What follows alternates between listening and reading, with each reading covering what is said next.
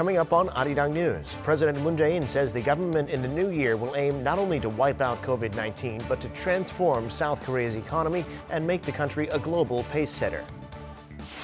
More than 1,000 new cases of COVID-19 reported yet again in South Korea. The authorities are having to consider raising social distancing to the highest level. And a South Korean telecom company has successfully demonstrated the world's first self-parking system that uses 5G technology. It's 5 o'clock p.m. here in Seoul. Thank you for tuning in to Arirang News. I'm Devin Whiting. In light of the surge in COVID-19 cases in South Korea, the government is looking at raising social distancing to the highest level. They're reluctant to do so, though, because of the damage it would do to the economy and people's livelihoods. Choi Won-jong has the details. The South Korean government is reportedly considering whether to raise the nation's social distancing measures to the highest level. This as the country has been seeing record-high COVID-19 tallies in recent days. However, health authorities are taking advice from related experts before deciding on their next move. The government is gathering opinions from related experts, including those from the central and local governments, as well as the Life Quarantine Committee. It's contemplating the need to raise distancing guidelines. If the government decides to hike to the highest level of social distancing, more businesses will have to close. Large retail shops, hairdressers, and beauty salons will have to shut. Only pharmacies and small grocery stores that sell household essentials will be allowed to stay open.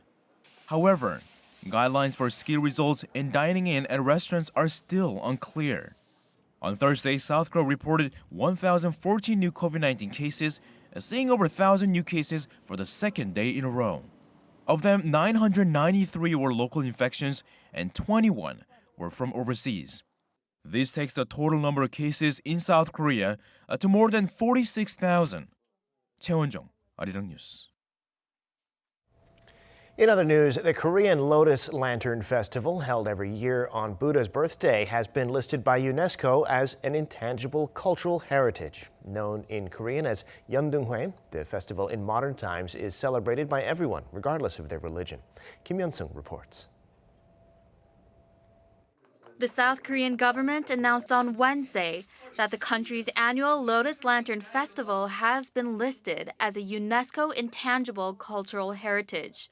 With this addition to the list, South Korea now has 21 intangible cultural heritages recognized by UNESCO. Other intangible cultural heritages include Kimjang, the winter kimchi making festival, Haenyeo, the women divers of Jeju Island, and Shirim, a traditional form of wrestling. I will do my best to uphold and preserve the lantern event. I will make it into a dear cultural heritage that is loved by people all over the world, regardless of their religions. The Lotus Lantern Festival dates back to the 9th century. Every April 8th on the lunar calendar, people in South Korea put on parades and decorate streets with brightly lit lanterns to celebrate the birth of Buddha. The lanterns themselves symbolize lighting up the world with wisdom. UNESCO doesn't usually list exclusive religious events as an intangible heritage. But despite being a Buddhist ceremony, the Lotus Lantern Festival made the list because the event transcends religion. During the festival, it's customary for everyone to look out for children and the disabled and let them have front row seats at the parade so that they can enjoy the ceremony just as much as everyone else. The festival received high praise from the examination body in that the event is considerate of the weak and that it values restraint. The festival is known for bringing people together. When more than 300 people died in the Sewol ferry tragedy in 2014, the festival transformed into a memorial service and grieved alongside the nation. To celebrate the festival's recognition by UNESCO, the National Intangible Heritage Center and the Lotus Lantern Festival Preservation Committee are hosting a special exhibition of this one-of-a-kind tradition at the Intangible Cultural Heritage Center in Jeollabok-do Province from this Friday until February. Kim Yeon-sung, Arirang News.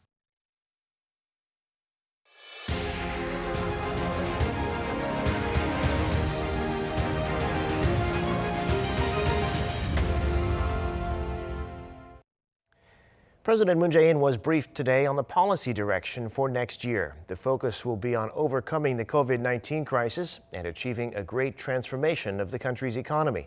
He called on officials to do their utmost to stop the virus, to achieve a strong economic recovery, and to make Korea a global pace-setter. Kim Min-ji reports. Achieving strong economic recovery and transforming South Korea into a pace-setting nation. That's a policy direction for 2021. President Moon Jae-in was briefed Thursday on next year's economic policy plans and expanded session of the National Economic Advisory Council, where he stressed the need to overcome the COVID-19 pandemic first and foremost. 재정, 금융 등 정책 수단을 총동원하고 민관이 합심하여 민생 경제의 확실한 반등을 이뤄내야 하겠습니다. 성장뿐 아니라 국민의 삶이 회복될 때 우리는 비로소 코로나 위기를 완전히 극복했다고 말할 수 있을 것입니다. Seoul has fared relatively well this year despite the pandemic thanks to its aggressive tracking and tracing, with Moon noting that the term Korea discount is being replaced by so-called Korea premium. In fact, British weekly The Economist ranked South Korea as the least vulnerable country in terms of long-term economic damage from the pandemic. On a scale of 0 to 10, South Korea scored 3, the lowest, according to available data. The weekly noted that emerging markets will feel the pinch for longer than advanced nations due to their vulnerability when it comes to labor market conditions and state support. 내년도 확장 예산을 필요한 곳에 신속하게 투입해야 합니다.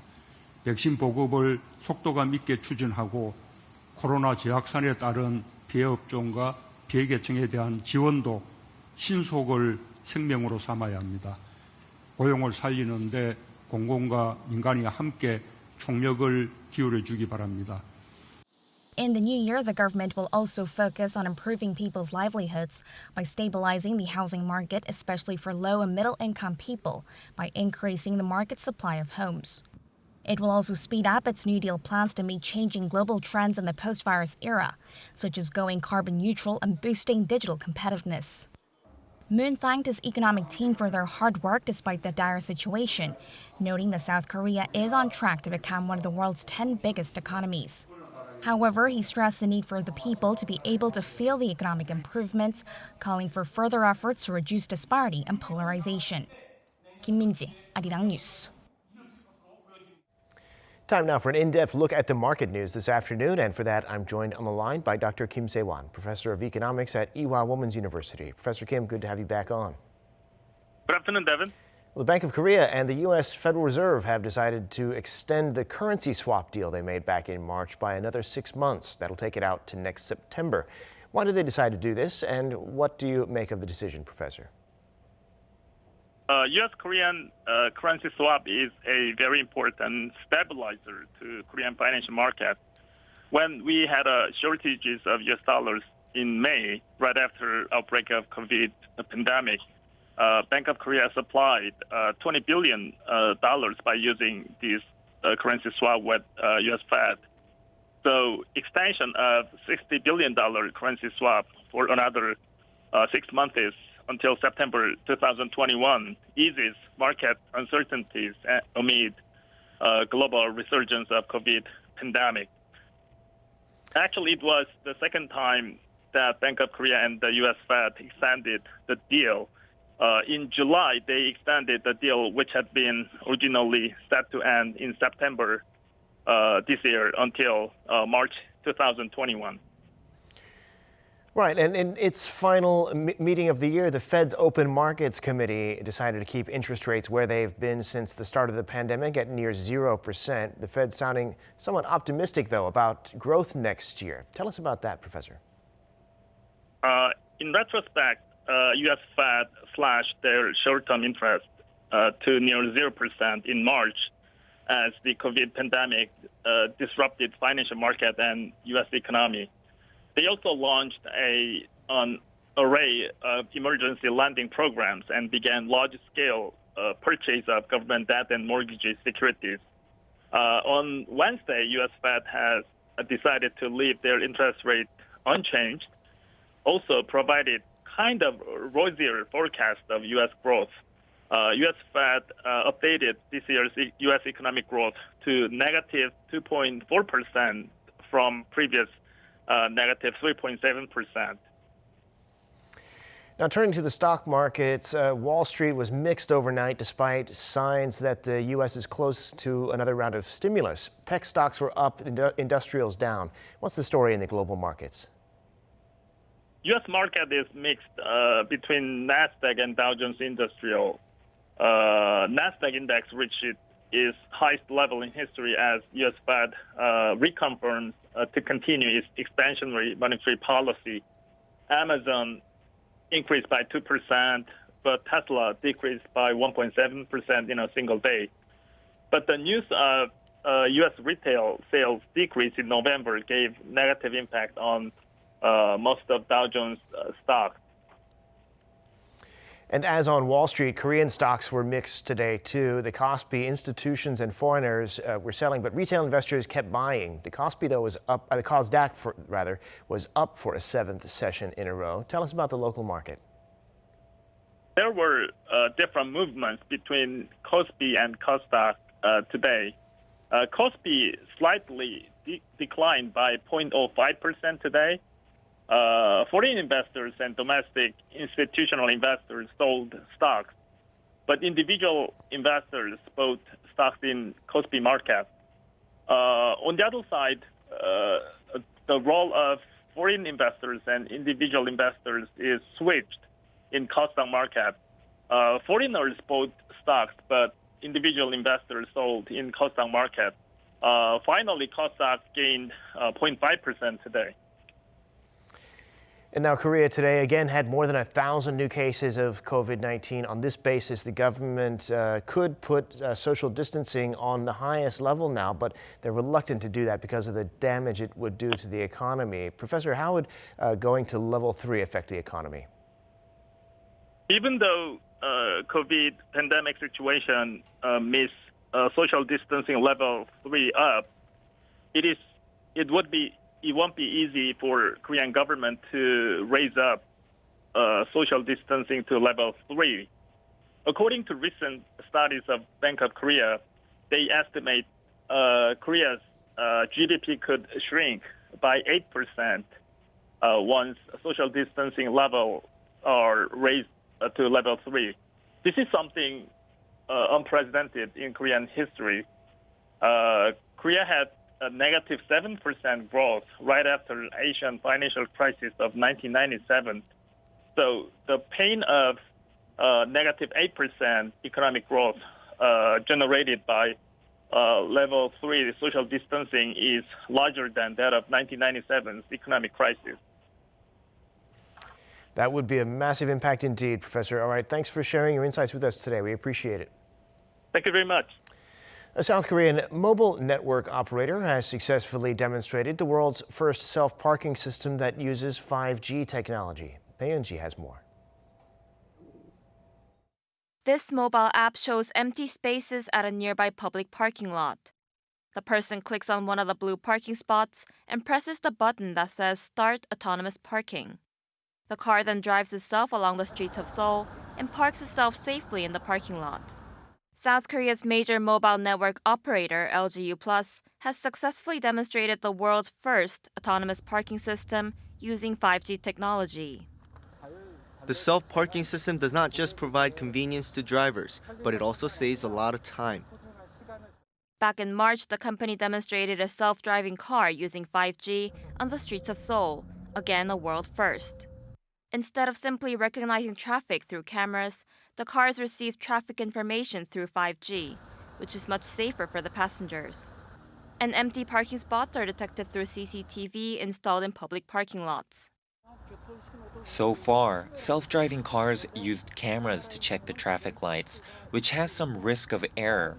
But with 5G, there's zero possibility that it can misidentify a traffic light, as it accurately identifies the traffic signals. The professor added that he hopes this service will help citizens who have difficulty driving, such as the elderly and those with disabilities. Baeunji, Arirang News.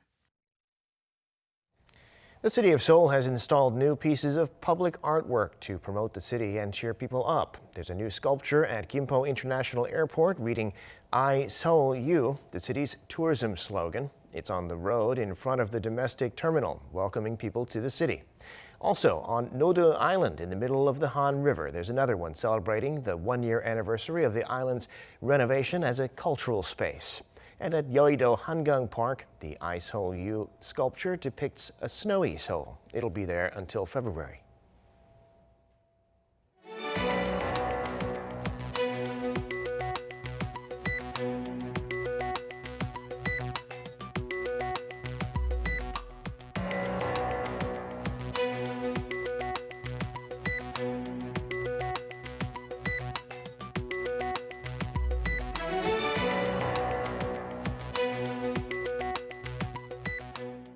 And that brings us to the end of this newscast. Thank you for watching. More live news coming your way at 7 p.m. Korea time.